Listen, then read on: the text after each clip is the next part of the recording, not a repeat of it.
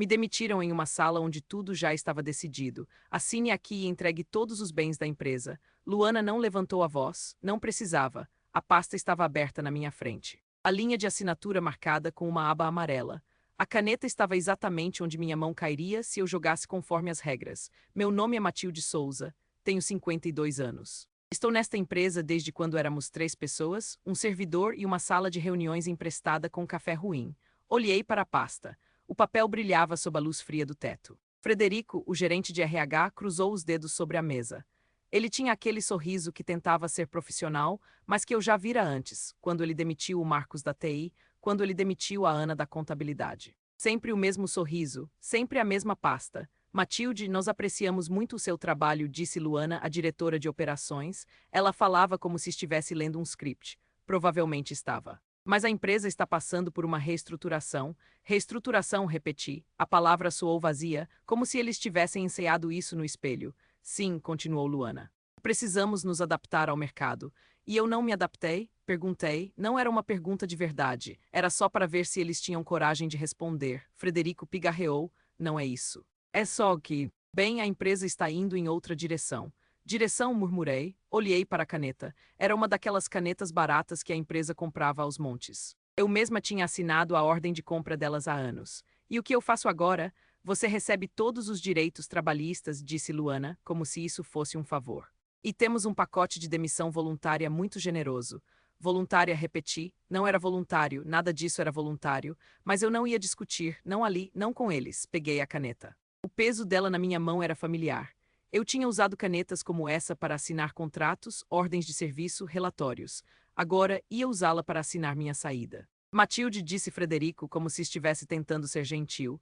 Você entende, não é? Entendo, respondi e assinei. A caneta riscou o papel com um som seco. Luana pegou a pasta e a fechou. Obrigada pela compreensão. Claro, falei, levantei da cadeira. Posso pegar minhas coisas? Sim, claro, disse Luana. Mas precisamos das suas chaves e do seu crachá. Tirei o crachá do pescoço. Era um pedaço de plástico com meu nome e uma foto que tinha sido tirada há 10 anos. Eu parecia mais jovem, mais ingênua. Coloquei o crachá sobre a mesa. As chaves vieram em seguida. Um molho pesado, cheio de chaves que eu tinha usado para abrir portas, armários, salas. Chaves que eu tinha guardado por anos. Obrigada, disse Luana novamente. Não há de que, respondi, e saí da sala. O corredor estava vazio, o som dos meus passos ecoava no piso frio. Eu não olhei para trás, não ia dar a eles essa satisfação. Cheguei à minha mesa. Tinha uma caixa de papelão esperando por mim. Já tinham colocado algumas das minhas coisas dentro, um vaso com uma planta que eu tinha cuidado por anos, alguns livros. Uma foto da minha filha quando era pequena. Peguei a foto, sorri. Era uma foto antiga, mas ainda me fazia feliz. Coloquei a foto na caixa. Depois peguei o resto das minhas coisas. Não eram muitas. Depois de tantos anos, eu não tinha acumulado muito. Matilde chamou uma voz atrás de mim. Virei. Era a Carla da recepção. Ela estava com os olhos vermelhos. Eu sinto muito, disse ela. Obrigada, Carla, respondi. Mas não se preocupe, eu vou ficar bem. Ela assentiu, mas não parecia convencida. Eles não merecem você, disse ela. Talvez não, respondi. Mas a vida continua. Peguei a caixa, era mais pesada do que eu esperava, mas eu ia carregar até o fim. Saí do prédio, o sol estava brilhando. Era um dia bonito, respirei fundo. O ar cheirava a cidade, a vida, a possibilidades. Eu não sabia o que ia fazer agora, mas sabia que ia ficar bem, porque eu era Matilde Souza e eu não ia deixar uma demissão definir quem eu era. Cheguei em casa e joguei as chaves na mesa da cozinha. O barulho ecoou pela sala vazia. Não tinha ninguém para me receber. Minha filha estava na faculdade e meu marido. Bem, meu marido já não morava aqui há 2 anos. A casa parecia maior do que eu me lembrava, ou talvez eu é que tivesse encolhido. Abri a geladeira. Não tinha nada que eu quisesse comer. Fechei a porta com um pouco mais de força do que o necessário.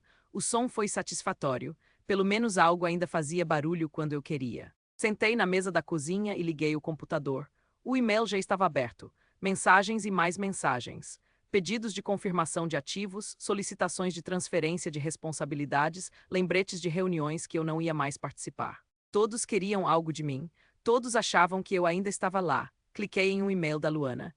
Matilde, precisamos urgentemente da documentação do contrato de locação do prédio. Você poderia encaminhar para o jurídico? Urgente, sempre urgente. Como se o mundo fosse acabar se eles não tivessem aquele papel na mão em 5 minutos. Respirei fundo. Eles não sabiam. Não tinham ideia do que eu tinha nas mãos.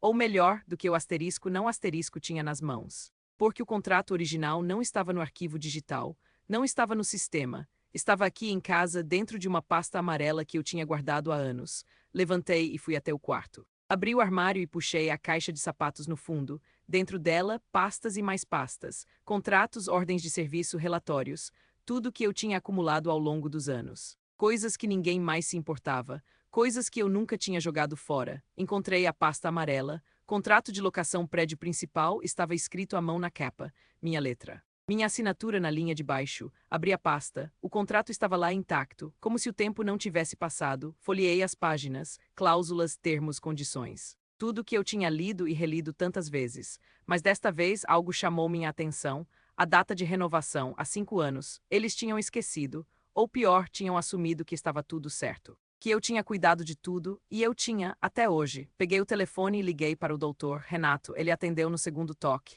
Matilde, disse ele. Como você está? Preciso de uma consulta, falei. Urgente. Claro, respondeu ele. Quando, agora, disse eu. Posso ir aí? Sim, claro, disse ele.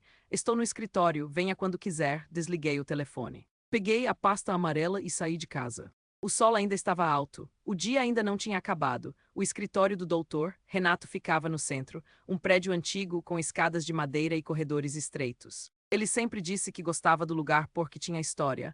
Hoje eu entendia o que ele queria dizer. Bati na porta. Entre, disse ele. Abri a porta e entrei, o doutor.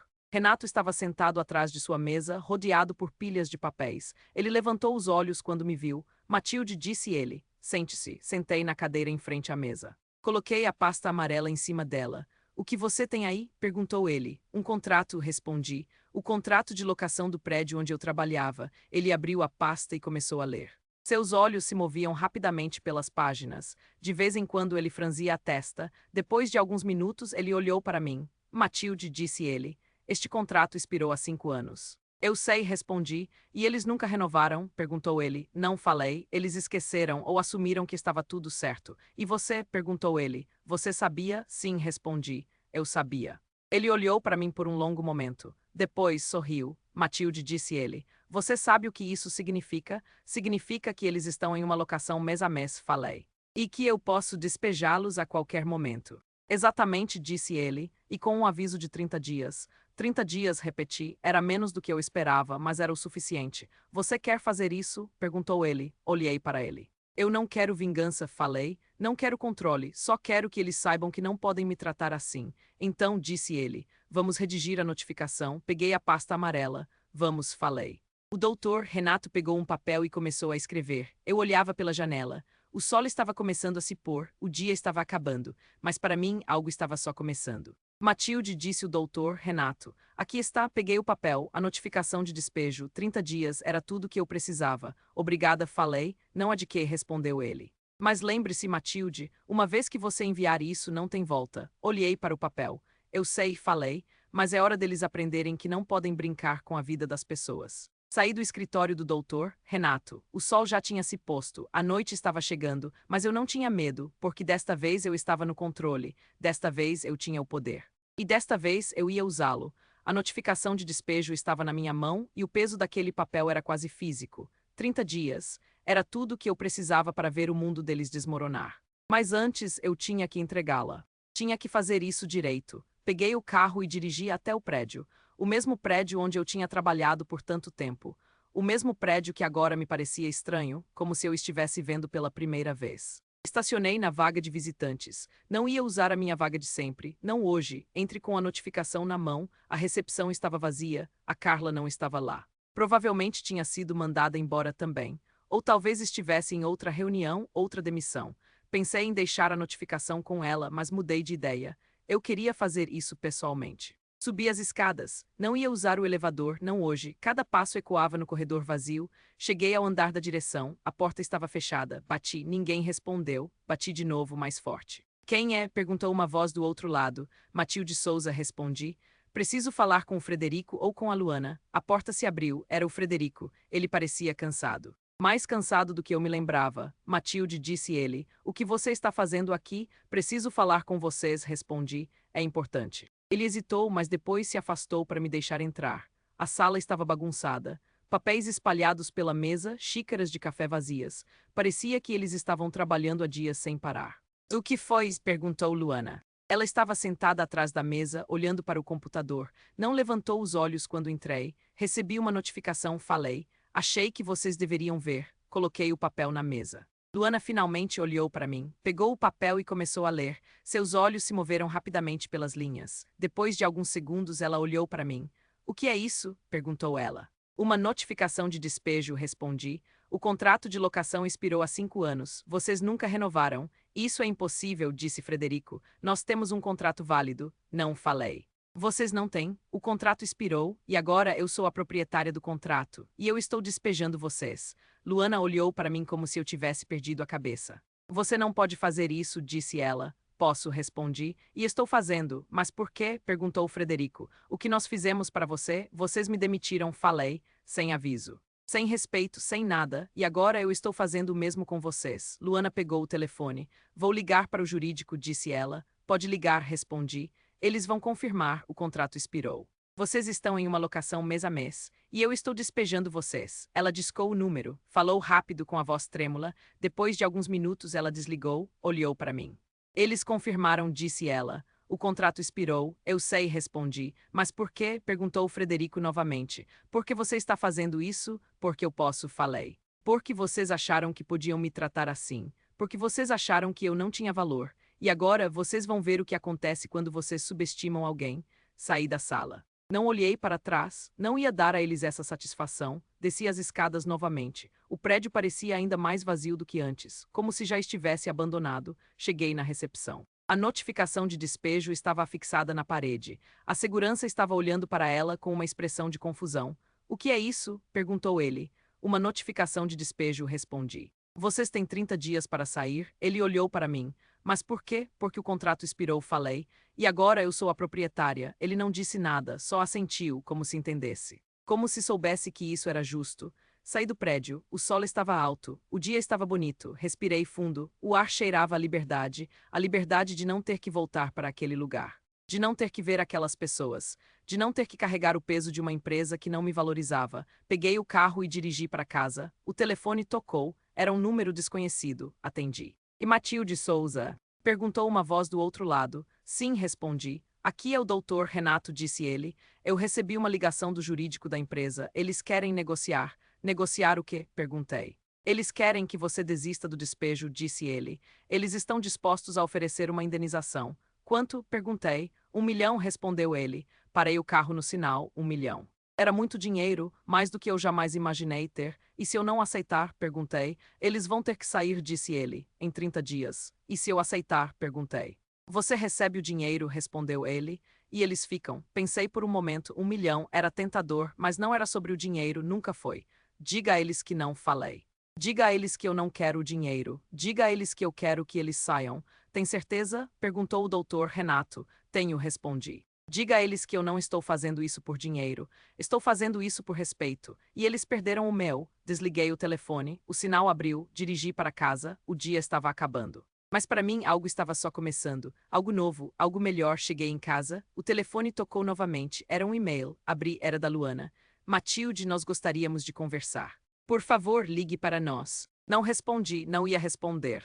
Não ia dar a eles essa satisfação. Sentei na mesa da cozinha, o computador estava aberto, o e-mail ainda estava lá. Matilde, nós gostaríamos de conversar. Sorri, eles queriam conversar agora. Depois de tudo, depois de me demitirem, depois de me tratarem como se eu não tivesse valor, mas eu não ia conversar, não ia dar a eles essa chance, porque eu já tinha feito o que precisava fazer.